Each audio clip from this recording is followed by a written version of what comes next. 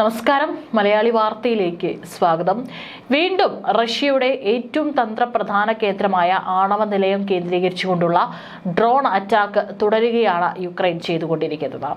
ട്രംപുമായുള്ള സെലൻസ്കിയുടെ കൂടിക്കാഴ്ചയൊക്കെ തന്നെ പൂർണ്ണ പരാജയമായതിന് പിറ്റേ ദിവസമാണ് ഇപ്പോൾ ആക്രമണം അഴിച്ചുവിട്ടിരിക്കുന്നത്. എന്നാൽ കാര്യമായി കേടുപാടുകൾ സൃഷ്ടിക്കാൻ സാധിച്ചിട്ടില്ല. അതപ്പോഴേക്കും വെടിവെച്ചിടുകയാണ് റഷ്യൻ പട്ടാളം ചെയ്തിരിക്കുന്നത്. 24 മണിക്കൂറിൽ വലിയ രീതിയിലുള്ള ആക്രമണമാണ് ഇരുവിഭാഗവും പരസ്പരം അഴിച്ചുവിട്ടിരിക്കുന്നത് എന്നുള്ള റിപ്പോർട്ടുകളാണ് വരുന്നത്. റഷ്യ യുക്രൈൻ സംഘർഷം സമാധാനത്തിലേക്കുള്ള വഴി തെരയുമ്പോൾ അതിലേറെ ശക്തമായിട്ടുള്ള തിരിച്ചടികളാണ് ഇപ്പോൾ ഇരുവിഭാഗവും നടത്തിക്കൊണ്ടിരിക്കുന്നത്. കഴിഞ്ഞ ദിവസവും റഷ്യയുടെ പ്രധാന കേന്ദ്രങ്ങൾ ലക്ഷ്യമിട്ട് യുക്രൈൻ ഡ്രോൺ അറ്റാക്ക് നടത്തിയിരിക്കുകയാണ്. എല്ലാ ആക്രമണങ്ങളും തടയാൻ സാധിച്ചെങ്കിലും സാരമായ നഷ്ടങ്ങളും റഷ്യക്ക് സംഭവിച്ചിരിക്കുകയാണ്. റഷ്യൻ വ്യോമ പ്രതിരോധ സേന ഡ്രോൺ വെടിവെച്ചിട്ടെങ്കിലും കുർസ്ക് ആണവ നിലയത്തിലെ ഒരു ഓക്സിലറി ട്രാൻസ്ഫോമറിന് കേടുപാടുകൾ സംഭവിച്ചിരിക്കുകയാണ്. ഇത് ഒരുപക്ഷെ വളരെ വലിയ രീതിയിലാണ് ഈ കേടുപാടുകൾ സംഭവിച്ചിരുന്നതെങ്കിൽ വളരെ വലിയ അപകടമാണ് സംഭവിക്കാൻ പോകുന്നത്. കുർസ്ക് മേഖലയിലെ ഒരു ആണവ നിലയത്തിന് സമീപം ഇന്ന് റഷ്യൻ വ്യോമ പ്രതിരോധ സേന ഒരു യുക്രൈൻ ഡ്രോൺ വെടിവെച്ച് വീഴ്ത്തി. പക്ഷേ അതിപ്പോഴും ഒരു ഓക്സിലറി ട്രാൻസ്ഫോമറിന് കേടുപാടുകൾ വരുത്തി തീ പിടിക്കുകയാണ് ഉണ്ടായത്. കുർസ്ക് ആണവ നിലയത്തിന് സമീപം വ്യോമ പ്രതിരോധ സംവിധാനങ്ങൾ യുക്രൈനിലെ സായുധ സേനയുടെ ഒരു യുദ്ധ ആളില്ല ആകാശ വിമാനം, അതായത് UAV ആണ് വെടിവെച്ച് വീഴ്ത്തിയിരിക്കുന്നത്. ഇടിച്ചപ്പോൾ ഡ്രോൺ പൊട്ടിത്തെറിച്ചു. ഇതിന്റെ ഫലമായിട്ടാണ് അവിടെ ഉണ്ടായിരുന്ന ഒരു ട്രാൻസ്ഫോമറിന് കേടുപാടുകൾ സംഭവിച്ചിരിക്കുന്നത്. ആണവ നിലയത്തിന്റെ പ്രസ് സർവീസ് ടെലിഗ്രാം മെസ്സേജിംഗ് ആപ്പിലെ പ്രസ്താവനയിൽ അറിയിച്ചത് ഇങ്ങനെയാണ്. നേരത്തെ റഷ്യയുടെ federal free to air television നെറ്റ്വർക്കായ REN TVയും ഇത് തന്നെയാണ് റിപ്പോർട്ട് ചെയ്തിരിക്കുന്നത്. ആണവ നിലയത്തിന്റെ ആണവ വിഭാഗത്തിന് പുറത്തുള്ള ഒരു ട്രാൻസ്ഫോമർ യൂണിറ്റിലാണ് തീപിടുത്തം ഉണ്ടായതെന്നും റിപ്പോർട്ടുണ്ട്. ആളുകൾക്കോ പ്ലാന്റിനോ സുരക്ഷാ ഭീഷണികളോ ഒന്നുമില്ലെന്നും പ്രസ് സർവീസ് അറിയിച്ചിട്ടുണ്ട്. 3 വർഷങ്ങൾക്ക് മുമ്പ് ആരംഭിച്ച യുദ്ധം അവസാനിപ്പിക്കുന്നതിനായി റഷ്യൻ പ്രസിഡന്റ് വ്ളാഡിമിർ പുടിനും യുക്രൈൻ പ്രസിഡന്റ് വ്ളാഡിമിർ സെലൻസ്കിയും കഴിഞ്ഞ ആഴ്ച US പ്രസിഡന്റ് ഡൊണാൾഡ് ട്രംപുമായി കൂടിക്കാഴ്ച നടത്തിയപ്പോഴും ഇരുവശത്തു നിന്നും സമീപ ദിവസങ്ങളിൽ ആക്രമണങ്ങൾ ശക്തമാവുകയാണ് ഉണ്ടായത്. ഒരു ആണവ നിലയത്തിന് നാശം സംഭവിച്ചത് അത് ലോകത്തിൽ വിതയ്ക്കാൻ പോകുന്നത് വർഷങ്ങൾ കഴിഞ്ഞാലും അനുഭവിച്ചുകൊണ്ടിരിക്കേണ്ട അത്രയേറെ ദുരിതങ്ങളാണ്.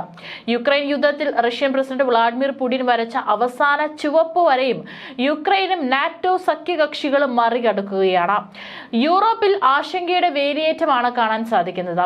2024 ഓഗസ്റ്റ് 6 റഷ്യയിലെ കുർസ്ക് പ്രവിശ്യ ആക്രമിച്ച് 1300-ലധികം ചതുരശ്ര കിലോമീറ്റർ ഭൂമി പിടിച്ചെടുക്കുകയും അതിർത്തിയിൽ നിന്ന് 35 കിലോമീറ്റർ ഉള്ളിലേക്ക് കടന്നു കയറുകയും ചെയ്ത യുക്രൈൻ സേന റഷ്യക്ക് ഏൽപ്പിച്ചത് കനത്ത ആഘാതമായിരുന്നു.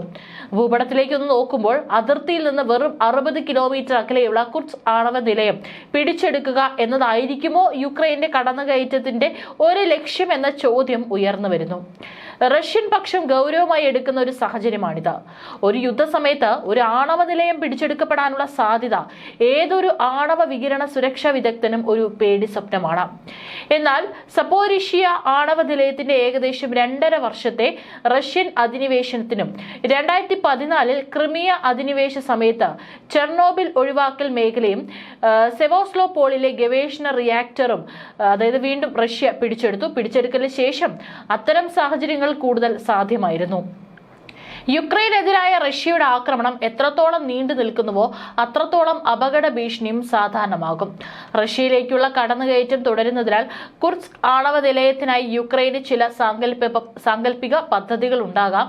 ഈ സാഹചര്യങ്ങൾ മാധ്യമങ്ങളിൽ ആവർത്തിച്ച് പുറത്തു വന്നിട്ടുണ്ട്. യുക്രൈനിലേക്ക് വൈദ്യുതി എത്തിക്കുന്നതിലെ പ്രവർത്തനക്ഷമമായ സബ്സ്റ്റേഷനുകളുടെയും ഉയർന്ന വോൾട്ടേജ് വൈദ്യുതി ലൈനുകളുടെയും അടിസ്ഥാന സൗകര്യങ്ങൾ ആവശ്യമാണ്. 330 kVയിലും 750 kVയിലുമുള്ള 2 വൈദ്യുതി ലൈനുകൾ നിലവിൽ കുർസ്ക് പ്ലാന്റിൽ നിന്ന് യുക്രൈൻ നിയന്ത്രിത സുട്ഷ വഴി യുക്രൈനിലെ സുമിയിലേക്ക് പോകുന്നു. എന്നാൽ ഈ ലൈനുകളുടെ അവസ്ഥ സംശയാസ്പദമാണ്, പ്രത്യേകിച്ച് യുക്രൈൻ ഭാഗത്ത്. രാജ്യത്തിന്റെ ഊർജ്ജ അടിസ്ഥാന സൗകര്യങ്ങൾക്ക് നേരെ റഷ്യ നടത്തുന്ന തീവ്രമായ ബോംബാക്രമണം കണക്കിലെടുക്കുമ്പോൾ ഒരു ആണവ അപകടത്തിന് പകരം സുരക്ഷിതമായി അടച്ചുപൂട്ടുന്നതിലൂടെ റഷ്യയുടെ സുപ്രധാന ഊർജ്ജ സ്രോതസ് ഇല്ലാതാക്കാൻ യുക്രൈൻ ശ്രമിക്കുന്നുവെന്ന് ചിലർ അനുമാനിക്കുന്നു. എന്നാൽ കണക്കുകൾ ഇതിനെ പിന്തുണയ്ക്കുന്നില്ല.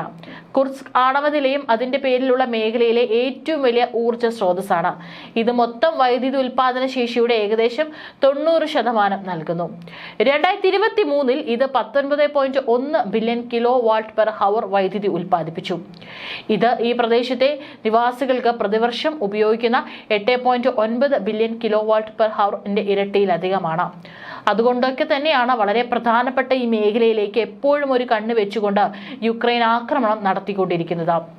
ഈ ആഴ്ച ആദ്യം യുക്രൈനിൽ ഡ്രോണുകൾ റഷ്യയിലെ നോവോഷാഡിൻസ്ക് എണ്ണ ശുദ്ധീകരണശാലയിലും ഇടിച്ചതിനെ തുടർന്നും തുടർച്ചയായി 3-ാം ദിവസവും തീപിടുത്തമുണ്ടായിരുന്നു.